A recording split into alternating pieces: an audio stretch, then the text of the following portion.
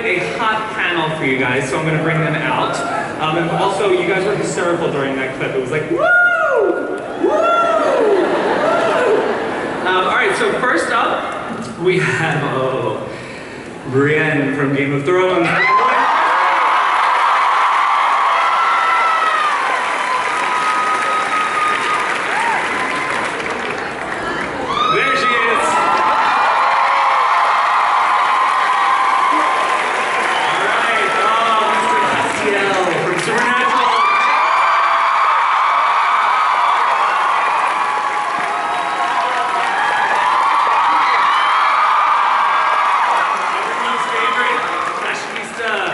Felix from Orphan Black, Jordan Gavaris.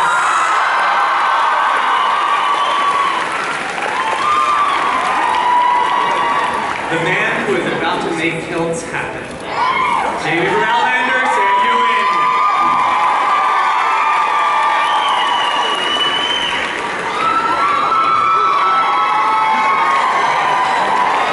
Oh, you know him from Friend, and now Sleepy Hollow, John Noble.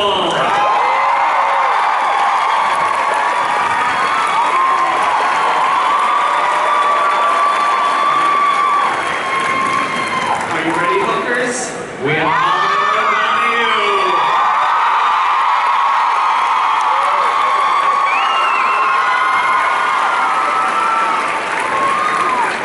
incredible woman, so incredible, she only needs one name from Parks and Recreation, Retta.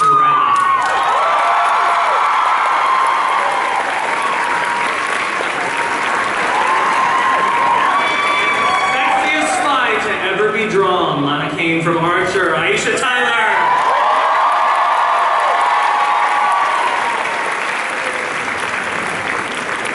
First of all, let's have a round of applause for this incredible group.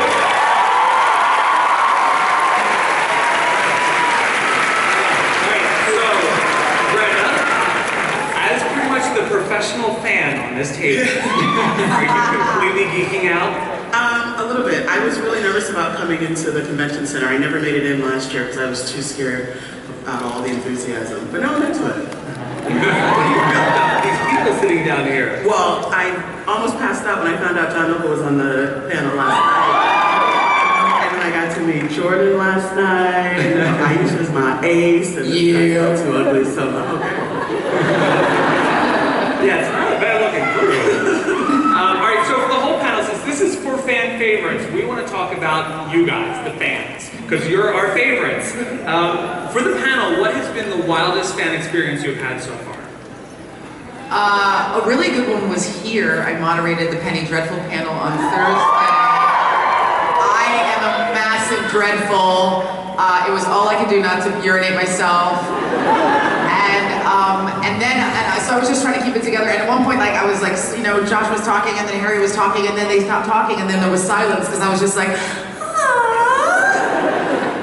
and then I realized I had to ask the questions, but then a girl came up to ask Josh Hartnett a question, and she stood at the microphone, and she just slowly melted into a puddle of sadness on the floor, because she was so nervous. She's like, I have a question?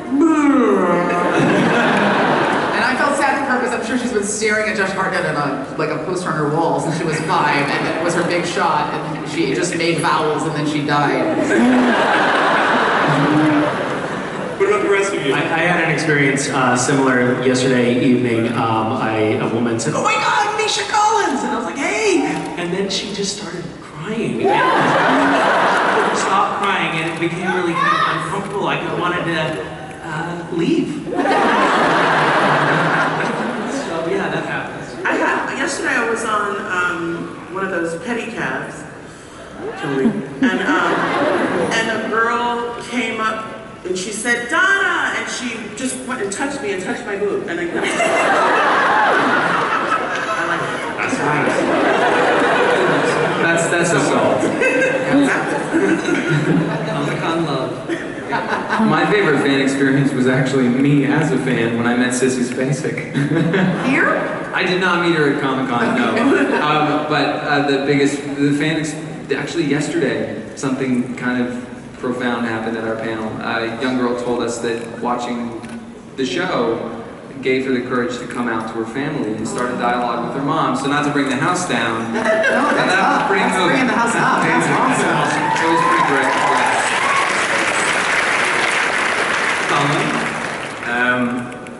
it's similar. I find it's sort of weird when people say, "Oh, Colin, can I get a picture?" And then they just stand there and go. And they just look at, and I'm like, okay, you're gonna take your camera out, or are you just gonna what's the story? But, I mean, that's pretty much it. John? It's very much of interest in big meetings. Someone can I have a photo? Can I have a photo? And you turn around and say, fine. Oh, no, you're not him. Anybody come up to any of you guys with a photo outside of either like the Hilton or the Con Center and ask you to sign it, and then it wasn't you? That happened yesterday. They're like, can you please sign this? I was like, that is not me. That's the other big black girl. It wasn't you, know. It was me. Brianne? I had quite a good one. I think he called you Brianne. Yeah, I'm happy to go with both. And the names too. But I had quite a good one recently. I had to have some root canal done. And I was in the chair and I'm really scared of dentists. And I was there and they put the bleach in to like clean the roots of my teeth, and I had a clamp in my jaw. And they had like the plastic curtain things in my mouth. And the dentist left the room, and the nurse said, "Now tell me what happens in Game of Thrones."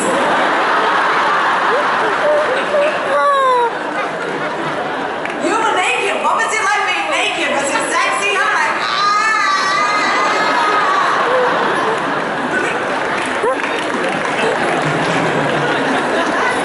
And Mr. Samuel? I mean, this is an absolutely fantastic experience. It's my first time to Comic-Con, and I'm such a huge fan myself. I got the flight with Gwendoline, and I was telling everyone, I was like, this Game of Thrones are on the flight. So to be on this panel is just, it's a dream come true. All right, well, my next question I just actually proved to myself. Do people tend to confuse you with your characters? All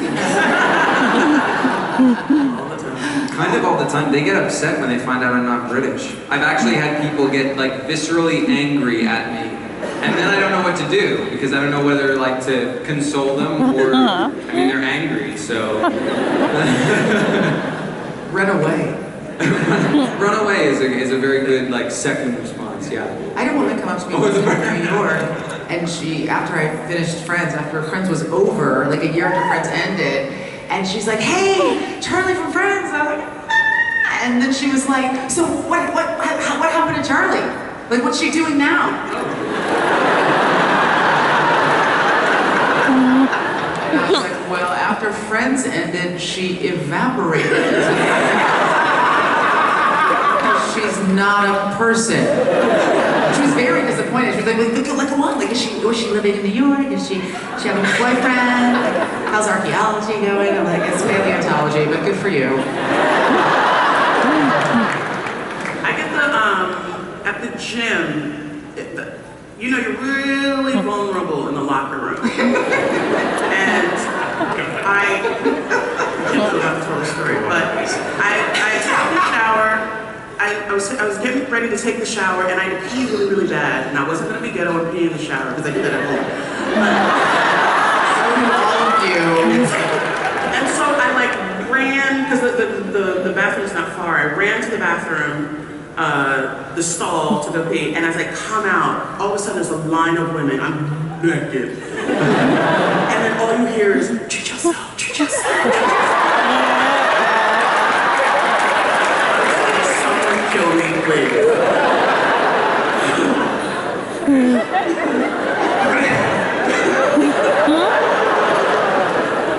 You can't go anywhere. You're not even saving a penny pad. So Misha, we're going to talk a bit about fandoms now for you guys. And Misha, the Supernatural fans are known for being very vocal. I actually disagree. I don't think the Supernatural fans are very vocal. They tend to be very quiet, right? And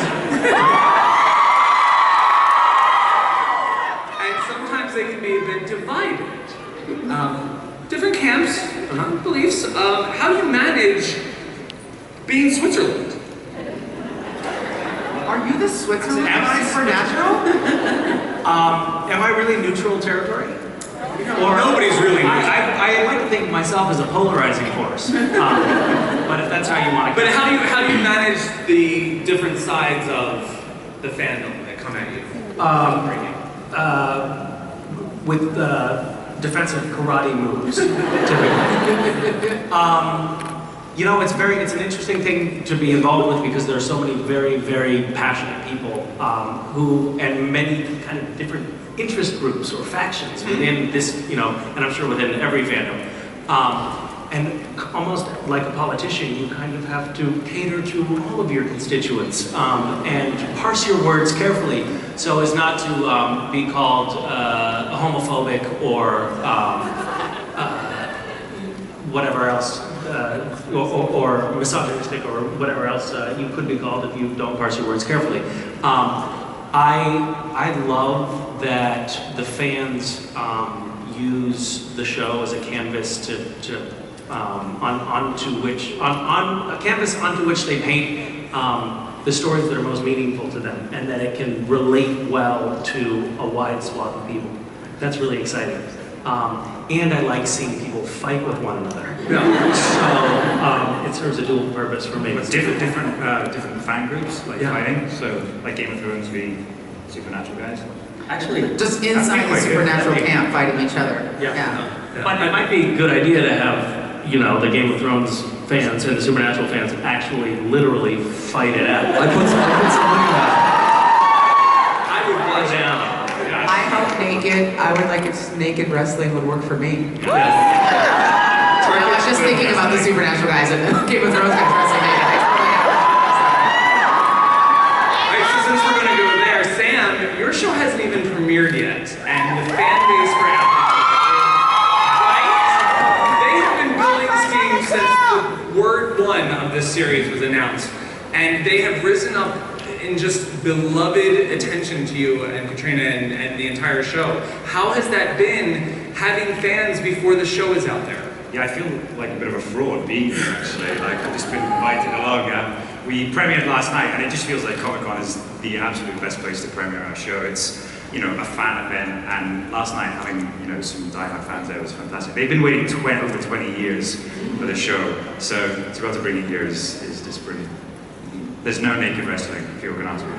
No, but there is a lot of naked. There's Hooray! a lot of naked. This show is dirty. Like, It gets dirty, yeah. Yeah, muddy and dirty. Are you going full Sam under that kilt? Yes, I wear a kilt a lot, or don't wear my kilt a lot. And I'm a true Scotsman, if that's the question you're asking. And, yeah, very dirty. We have, I mean, it's very realistic, it's authentic, so we're covered in mud, and this is the first time I've washed for about a year. He smells delightful. So, alright, so for Colin, Sam, and Gwendoline, you guys are playing legendary characters based on beloved pieces of you know, source material. How does that feel to do these, like, is it scary to take on these iconic roles?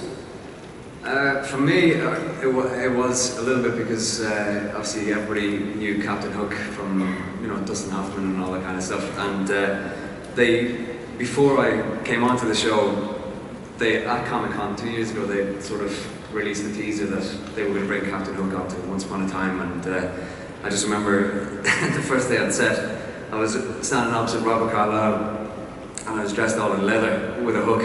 I was on a pirate ship, and I was like, what the hell am I doing here? But yeah, there was a bit of pressure, but I think it seems to have worked.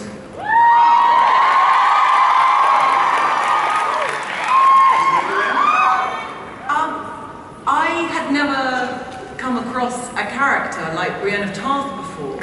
I had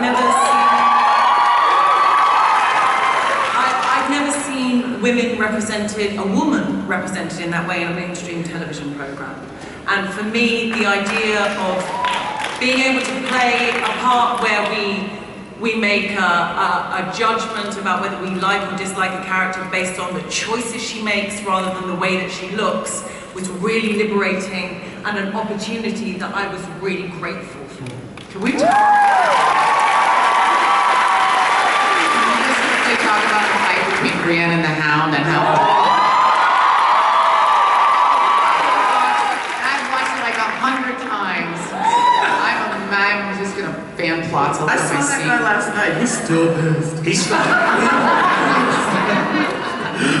And Sam, I mean, this character you're playing is, I mean, he is deeply rooted in the fans' hearts. Yeah, I mean, there's a big fan base there, and I mean, we're so lucky. I mean, already they've created their own groups and subgroups, Hooligans and the Catchers, and they raise money for charity. They raise thousands of dollars for charity. We just hope that they enjoy the show.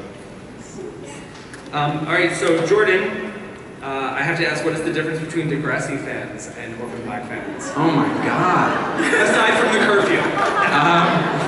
Yeah, aside from like legal drinking age, I don't get too many Degrassi fans, to be honest. Because I only did, oh my god. Wait, are you guys Canadian? No, you're not Canadian, are you? Yeah? Hey, represent. I don't get too many Degrassi fans coming up to me because I only did 2 episodes and they were like little 5-minute like blips on the Degrassi radar because they've done what, 800 years worth of seasons now? They've been on since like 1903. Orphan Black fans, I know Degrassi fans.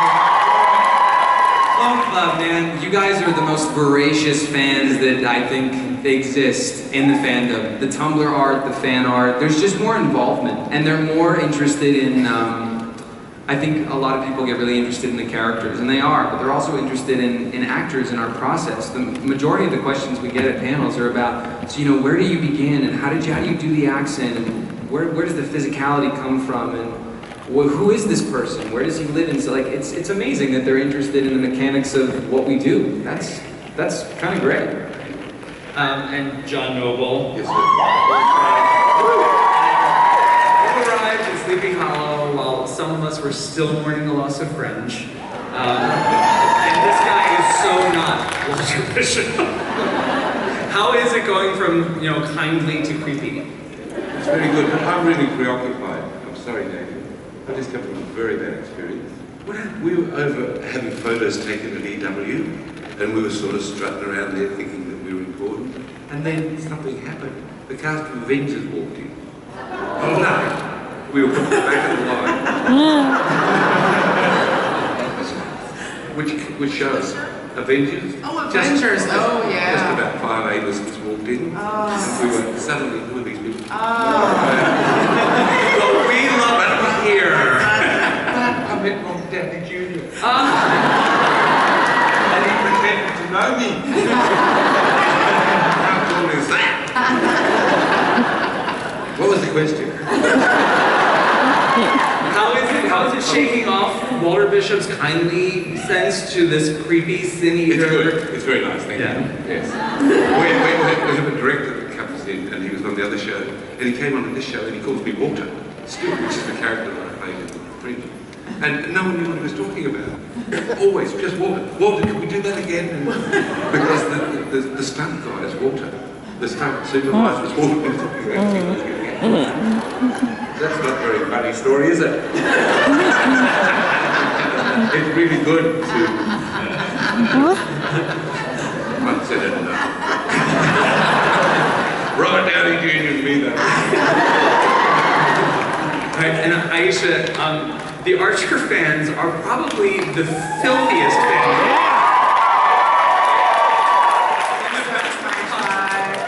They are just sploosh. Yeah, they are. They're splooshing everywhere. Sometimes girls sploosh, sometimes with semen. That is a clinical term. Clinical term. And if you watch the show, I'm not apologizing for any of that. Krieger cleared it. Yeah, Krieger did clear it. Krieger made it in his lab. What was the question? How do you feel how the show has kind of evolved from like this dirty little secret to like it's now an Emmy-nominated show, and you got this nice arc last year with the Archer Vice thing. How do you feel it's kind of growing up? You know, I love Archer so much, and you know, when I got the pilot script for that show, I was a huge C-Lab 2021 fan. I read, yes, adore everything that Adam and Matt do. I read 5 pages of the script. It was brilliant. It was dirty. I was like, this is never making it on television. It's way too smart. I'm just going to do the pilot and spend the money on bitches and blow. But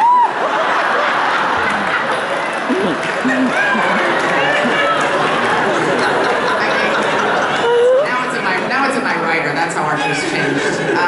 But I loved it, and I always believed in it, and I always thought it was such a smart, lovely, grown-up show for thoughtful grown-ups. This literate combination of, thoughtful, beautiful poetry references, and then, dick jokes, and really literate, beautiful, elegant dick jokes. And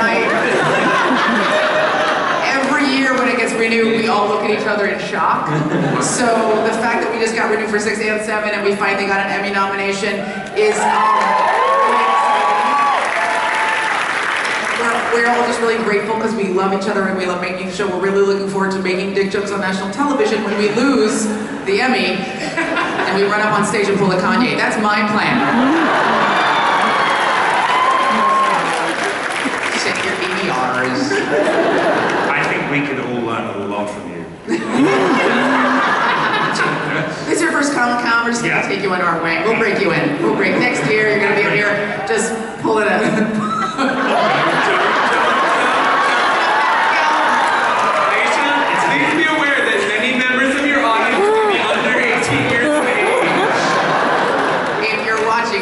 We've already broken you in, so. All right, so for the entire row, where do you guys stand on spoilers? How do you feel about them? I hate them, and it's why I tweet late. But don't come at me. First of all, don't follow me on Twitter if you know that's what I do. It's crazy when people are like, oh, you spoiled it. I'm like, bitch, that shit aired 20 weeks ago.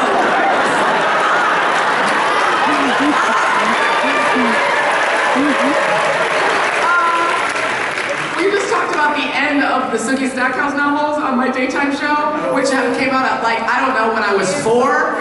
And I said who she ended up with, and they're like, spoiler alert. I was like, that shit came out 15 years ago. That's all I know. Read a book. Wikipedia that shit. People get excited, like if I'm watching something, I'm tweeting, people will get really excited, and so they're like, oh girl, just wait, girl, just wait. And I'm like, I'm watching it, what am I waiting for? And then they'll say, oh, you're gonna be so sad, you're gonna be so sad. And that's a spoiler to me, because I know something's coming. And so stop doing that. That's one of the things that I hate about Comic-Con is we come to Comic-Con, we do all this press, and all of the press are very excited because, in our case, going into season 10, what's going to happen? The only question that we get again and again, we don't get hugs like this from the press. No, we don't. We get this